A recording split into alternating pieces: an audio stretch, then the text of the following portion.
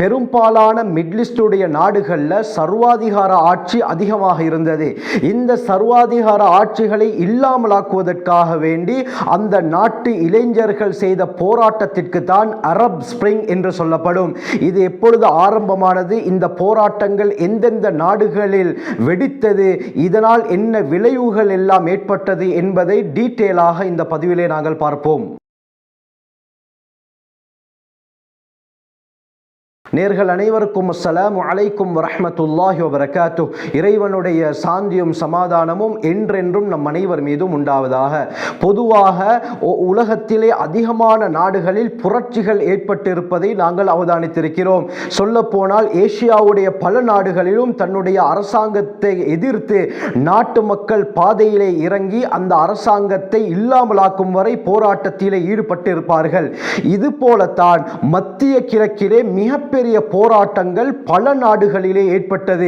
இதற்குத்தான் Arab spring, அதாவது அரபியில் ரபீ அல் அரபி என்று கூறுவார்கள், அதாவது அரேபிய வசந்தம் என்று இதற்கு தமிழிலே சொல்லப்படும். மிட்லிஸ்டுடைய பல நாடுகளில் அந்த நாட்டிலே இருக்கக்கூடிய தலைவர்கள் செய்யக்கூடிய சர்வாதிகார ஆட்சியை எதிர்த்து அந்த நாட்டு மக்கள் பாதையிலே இறங்கி ஏற்படுத்திய போராட்டம் பிறகு வன்முறையாக மாறி மிகப்பெரிய ஒரு புரட்சியாக மாறியது.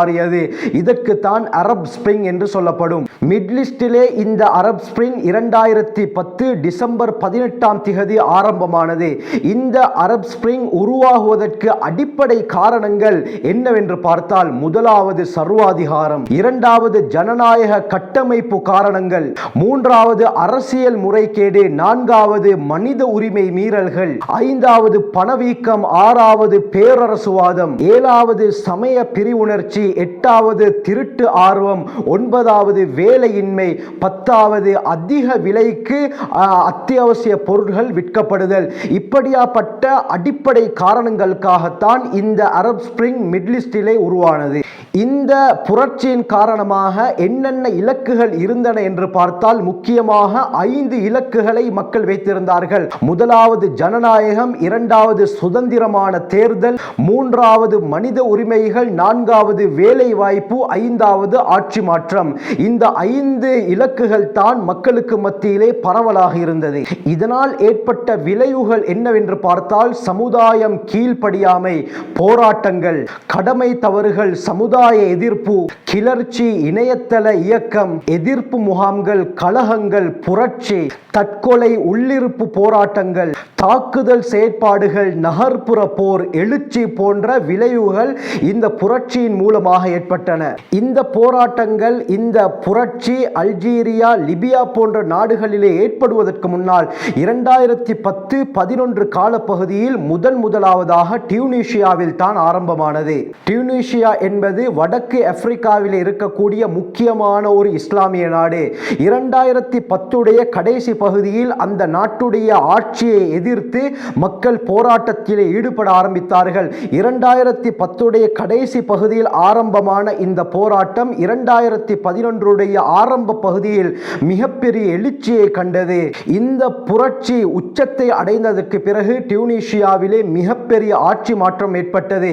இந்த ஆட்சி மாற்றத்துக்கு பிறகு வடக்கு ஆப்பிரிக்காவில் இருக்கக்கூடிய நாடுகளிலே இருந்த மக்களும் மத்திய தரைக்கடல் நாடுகளிலே இருந்த மக்களும் தங்களுடைய அரசாங்கத்தை எதிர்த்து போராட்டத்திலே ஈடுபட ஆரம்பித்தார்கள். டியூனிஷியாவிலே நடந்த போராட்டத்திலே மக்கள் வெற்றி பெற்றதை பார்த்த சுத்து வட்டாரத்திலே இருந்த நாட்டு மக்கள், நாங்களும் இந்த புரட்சியை செய்து எங்களுடைய நாட்டிலே இருக்கக்கூடிய இந்த சர்வாதிகார ஆட்சியையும் இல்லாமலாக்க வேண்டும் என்பதற்காக வேண்டி தெருக்களிலே இறங்க ஆரம்பித்தார்கள்.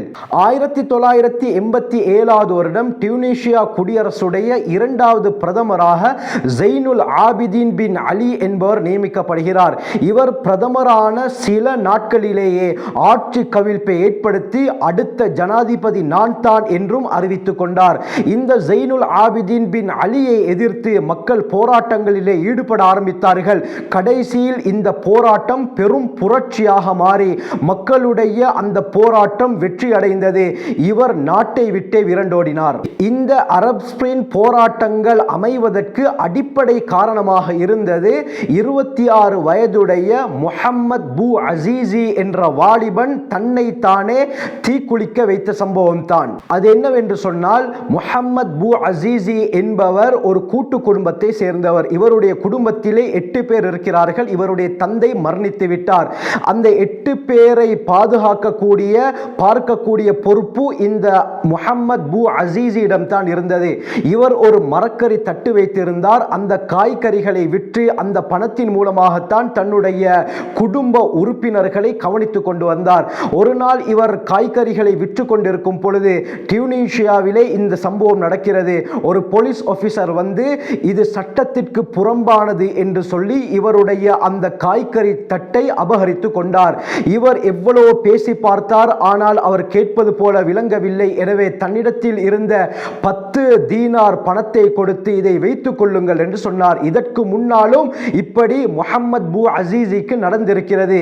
ஆனால் அந்த போலீஸ் ஆபீசர் என்ன செய்திருக்கிறார், இவருடைய கன்னத்திலே அறைந்து இவருடைய முகத்திலே எச்சை துப்பி இறந்து போன இவருடைய தந்தையையும் ஏசியிருக்கிறார். இந்த போலீஸ் ஆபீசர் செய்த இந்த தீய செயலை முறையிடுவதற்காக வேண்டி மாநில ஆபீஸுக்கு முஹம்மத் பூ அசீசி செல்கிறார். ஆனால் அங்கே இவருடைய இந்த பேச்சை யாரும் கணக்கெடுக்கவில்லை. இதனால் இவருடைய உள்ளம் உடைகிறது. அந்த மாநில தலைமையகத்தில் யாருமே இவருடைய பேச்சை காது கொடுத்து கூட கேட்கவில்லை. இதனால் நொந்து என்ன செய்கிறார், 2010 டிசம்பர் 17ஆம் தேதி மக்கள் இருக்கக்கூடிய பொது இடத்திலே இவர் தீக்குளித்துக் கொண்டு தன்னுடைய உயிரை மாய்த்துக் கொள்கிறார். இந்த சம்பவம் சமூகத்திலே கொந்தளிப்பை ஏற்படுத்தியது. மக்களுக்கு மத்தியிலே புரட்சியுடைய உணர்வை உருவாக்க ஆரம்பித்தது. அந்த காலத்திலே மக்கள் Facebook மூலமாக தங்களுடைய புரட்சி கருத்துக்களை ஷேர் செய்ய ஆரம்பித்தார்கள். பல போட்டோக்களை இவர்கள் Facebook மூலமாக ஷேர் செய்து கொண்டிருந்தார்கள். இதற்கு பிறகுதான் இந்த சர்வாதிகார ஆட்சியை இல்லாமலாக்க வேண்டும் என்று சொல்லி ஜைனுல் ஆபிதீன் பின் அலி என்பவருக்கு எதிராக மக்கள் புரட்சியில் ஈடுபட ஆரம்பித்தார்கள். இந்த புரட்சி மிகப்பெரிய வன்முறையாக வெடித்தது. இந்த புரட்சியின் தாக்கம் என்ன நடந்தது என்று சொன்னால், ஜைனுல் ஆபிதீன் பின் அலி டியூனிஷியாவை விட்டு நாடு தப்பி நாட்டை விட்டே விரண்டோடினார். இதன் விளைவாக டியூனிஷியாவுடைய ஜனாதிபதியாக இருந்த ஜைனுல் ஆபிதீன் பின் அலி நாட்டை விட்டே விரண்டோடினார். இதற்கு பிறகுதான் இந்த புரட்சி ஒரு முடிவுக்கு வந்தது.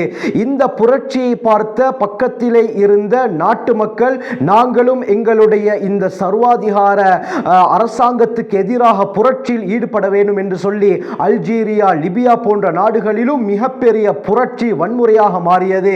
மக்கள் இந்த புரட்சியில் வெற்றியையும் கண்டார்கள். இதற்கு தான் அரப் ஸ்பிரிங் என்று சொல்லப்படும். எனவே இது போன்ற சுவாரஸ்யமான பல விடயங்களை நீங்கள் அறிந்து கொள்ள வேண்டுமா, எங்களுடைய சேனலை சப்ஸ்கிரைப் செய்யுங்க, மற்றவங்களுக்கும் ஷேர் செய்யுங்க. அதிக பயனுள்ளதாக இருக்கும்.